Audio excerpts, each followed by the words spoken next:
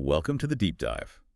Today we're digging into some sources shared by a listener, and they challenge a really deeply ingrained assumption we all have. The idea that preparation has a finish line. Right. I mean, think about it. In almost any job, you train for the work, you get the degree, you get the certificate, and then boom, Yeah. you're prepared.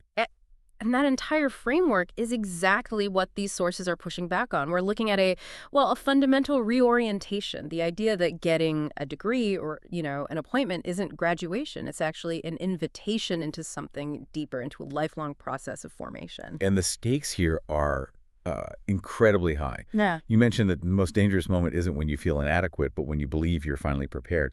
Why is that specific feeling, Yeah. that sense of completion, so hazardous? Because that feeling, it subtly gives you permission to stop growing. If you believe the prerequisite work is done, you just naturally start replacing active dependence on God with, say, familiarity, or worse, functional self-reliance. You stop leaning and you start coasting. And the moment that happens, preparation stops being about who you are becoming, and it's suddenly only about what you are doing.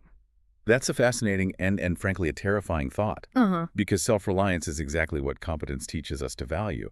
So the core counterintuitive idea we found in the sources is that God doesn't prepare people for service and then just release them. No, he doesn't. He prepares people through service by never releasing them from that process of formation. Precisely. And the risk is what the sources call a failure of formation awareness. You could be serving faithfully, successfully even, for years. But your awareness of your own need for transformation has just, quietly flatlined. Function expands, but your formation stalls. So the whole mission of this deep dive, then, is to reorder that understanding for you, the listener. Yeah. Readiness is not about being fully equipped in a human sense. It's about maintaining a posture of being fully available. Yes. And it forces us to confront that really essential spiritual question every single day. Am I still being formed? It's the only measure that really guarantees endurance, and it's a question that never loses its relevance. Okay, so let's unpack this. We can start with that cultural idea, the one the sources call the myth of arrival. We live in a society that just loves metrics, right? Milestones. You hit the milestone, you've arrived. But the sources argue that any vocation rooted in character, well, it engages the whole person. And because of that, it just can't conform to that front-loaded training model. It absolutely cannot. And what's so fascinating is how the biblical narrative consistently undercuts this myth of arrival, especially when God is the one initiating the call.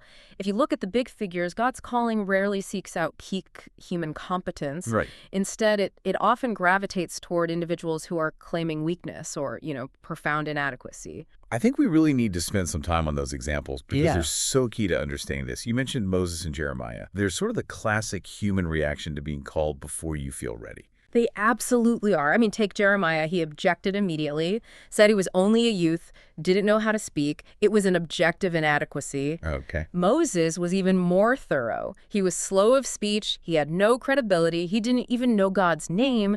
And he was terrified of Pharaoh. He just lists this cascade of deficits. And what was God's answer to these? I mean, these are highly reasonable complaints, right? Yeah. Did he send them to a public speaking workshop? No. Give Moses a few months off to practice his rhetoric? Not at all. And that's the whole point. God's answer wasn't a delay, and it wasn't an assurance that they had some secret talent they didn't know about. He gave one single decisive promise to both of them and to others. I will be with you. I will be with you. Presence, not proficiency. That becomes the only true ground of readiness. That just dramatically shifts the focus. Because if God's presence is the ground of readiness, then incompetence isn't the most dangerous posture. Believing you've achieved completion is. Exactly. If you And that is where the subtle spiritual drift happens. When people start to equate their calling with their competence, they are at risk of masking a kind of spiritual decay. They can keep performing, complex, visible duties based on habit and skill, but their prayer life is just a formality. Their trust shifts from God to their own abilities. It sounds like the sources are suggesting that the more skilled you get, the more you have to fight to remain reliant. Yeah. Which is, the opposite of what the corporate world teaches. It is. It's because we live in an era that rewards visibility and output over interior depth.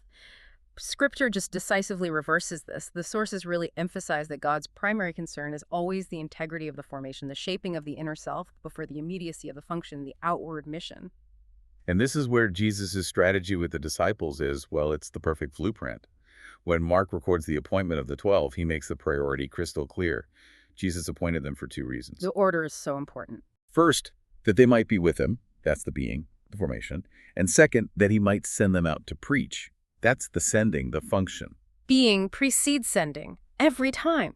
If the disciples had been rushed into their function before they really internalized the character of Jesus, they would have just defaulted to their own biases, their own abilities, and the whole mission would have failed the moment Jesus was gone.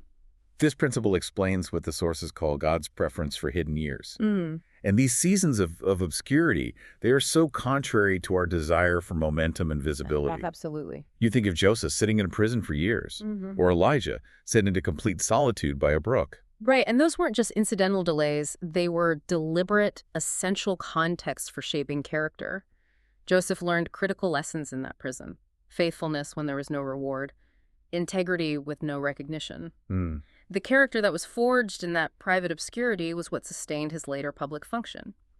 Without those hidden years, he was just a spoiled dreamer. So when leaders manage to bypass those foundational years, or when their function starts to outpace their formation, they risk something even worse than burnout. They risk deformation. Tell us what the sources mean by that. Deformation is that subtle, slow process where you continue to serve successfully. You hit all the metrics, but you are slowly becoming less teachable, less attentive, less alive inside. Your character stagnates or even regresses while your output stays high. Yeah, the classic example is King Saul. The tragic example, yeah. He had competence, he had stature, but because he stopped being formed, he put performance over obedience. His competence became, well, lethal to himself and to his leadership. Which proves the point. Yeah. Success itself is a test of character, not a destination. Absolutely. So this brings us to what a lot of veterans must feel. Mm. I mean, experience should lead to mastery, right? If I've done this for 20 years, shouldn't I be less reliant on that daily struggle? The sources call this the seniority paradox. Why does the need for formation magnify with seniority instead of diminish? Because the spiritual atmosphere just completely changes as you gain influence. The stakes rise, a minor compromise in a junior leader. The cost is relatively contained. That same compromise in a senior leader can affect entire communities. Right. Temptations multiply. Pride, isolation, shortcuts. And weaknesses that were once manageable are now amplified by the platform of influence. That makes perfect sense. When you're at the top, who is left to tell you no? Your accountability goes down at the exact moment your risk goes up. Exactly. And longevity without that ongoing intentional formation, it doesn't lead to mastery. It leads to habit and routine. You start replacing living obedience with just, functional momentum, and that is the surest road to burnout. This connects directly to one of the most compelling insights in the sources, the one about the Apostle Paul and his thorn in the flesh. Most of us think of the thorn as like a medical problem he had to get over. But the sources position it as something much deeper. They argue that Paul's unresolved weakness wasn't a defect that had to be removed. It was actually a permanent, God-designed feature of his ongoing formation. A feature, not a bug. A feature. He asked for it to be removed 3 times, and God's answer was pretty blunt. My grace is sufficient for you, for my power is made perfect in weakness. Wow. That suggests that God often retains certain limitations, certain vulnerabilities in our lives, precisely because they force us into a state of dependence. The thorn was God's safeguard against the very arrogance that success can generate. It had to be. If Paul had been perfect, if he had no limitation, the temptation would have been to look at his superhuman output and assume the power was his. The thorn was a constant, tangible reminder that the power belonged to Christ alone. It kept him humble. It kept him humble, and it kept him relying on presence, not proficiency. So for you, the listener, this means the necessary posture has to be one of lifelong teachability. We have to be intentionally open to correction, not just from Scripture, but from our community, and yes, even from younger or less experienced voices who might see the blind spots our seniority has created. And that leads to the ultimate goal. It's not successful task completion. It's not achieving a title. It's finishing faithfully. This requires a sustained, consistent faithfulness over years, often in the mundane and unseen acts. The sources call it a long obedience in the same direction. I love that phrase, a long obedience, because it takes the spotlight off the big dramatic moments and puts it back on the daily rhythms. What specific rhythms did the sources highlight for preserving that humility over the long haul? They really emphasize that confession and repentance can't just be emergency protocols, things you do after a crisis. They have to become daily, proactive practices of formation. When you confess your small failures, your subtle moments of self-reliance every day, you prevent that slow, insidious erosion of character that leads to deformation later. So it's daily maintenance, not crisis management. That's it. And when leaders maintain this lifelong readiness, they gain clarity, they gain incredible endurance. They stop expecting their work to be easy, and they learn to recognize God's forming work even in seasons of obscurity or tension or transition. They stopped relying on the memory of what God did last year. Yes, or the momentum from past successes. And instead, they rely on the Spirit's present active work today. That's what a pliable heart looks like. So let's bring this all back to a practical application for the listener. How do you maintain this posture? The sources give two essential questions that basically function as a continuous spiritual audit, and they apply to everyone, regardless of title or tenure. The first audit question is this: who am I becoming beneath what I do? And that immediately pivots your focus away from external performance. Did I meet the budget? Did I finish the project? It forces you to look at the internal state of your character. Is the unseen me growing or shrinking? And the second question, which is just as crucial, forces a kind of present tense awareness. What is God forming in me right now today, in this season? Hmm. This keeps you from living on past formation. It ensures you're paying attention to the subtle work of God in this present moment, whether that moment feels incredibly challenging or just utterly mundane. And those two questions, one on the trajectory of character, the other on the reality of the present, they transform service from a series of tasks into a journey of character. They ensure that preparation remains a continuous orientation that keeps the heart responsive and the spirit supple. That really is the enduring definition of a life prepared by God. It's a posture of lifelong surrender, of availability. We're called to embrace waiting, embrace weakness as a feature, and just trust that God forms true readiness through our obedience, not just before it. And if we connect this back to the bigger picture, finishing faithfully isn't about collecting flawless credentials. It's not about achieving professional heights. It's about sustained perseverance under God's shaping hand, knowing that the work of transformation is never, ever complete. So a final provocative thought.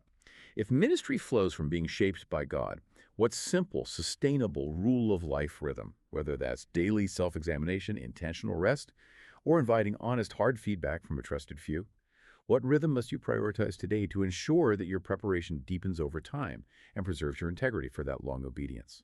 What do you need to schedule to protect your heart, not just your calendar?